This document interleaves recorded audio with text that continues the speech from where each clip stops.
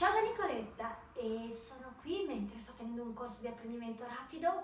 Dall'altra parte dell'aula ci sono delle persone che stanno facendo pratica sul loro vissuto, delle tecniche appena imparate e vorrei invitarti in questo piccolo lasso di tempo a una delle ultime serate che ho creato, ispirate e liberamente tratte l'ultimo libro che è uscito. Trasforma le tue abitudini. Quante volte accade di sentirci imbrigliati in vecchi schemi? E la cosa ancora più, tra virgolette, drammatica, quante volte siamo imbrigliati in vecchi schemi e neppure ce ne rendiamo conto.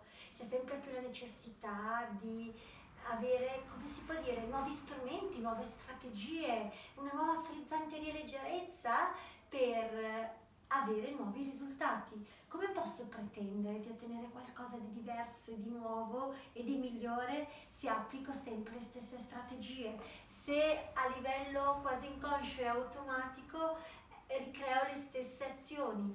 Trasforma le tue abitudini, certo. Il trasformare le tue abitudini ti porta a arricchire quelle potenzianti e, come dire, a rompere quelle che limitano per andare oltre quella zona di comfort che a volte veramente diventa una sorta di prigione.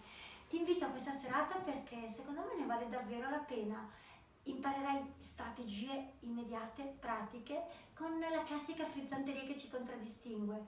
L'unica cosa che le persone ci dicono di solito a fine serata è: mamma mia, il tempo è volato, è stato troppo veloce, proprio perché, come ogni mio corso, si riflette su qualcosa e subito dopo aver preso coscienza e consapevolezza di alcuni schemi, immediatamente ti verranno insegnate delle strategie pratiche per andare oltre, per romperle, per rinnovarti con un'energia totalmente nuova. E la cosa davvero magica che succede, sai qual è?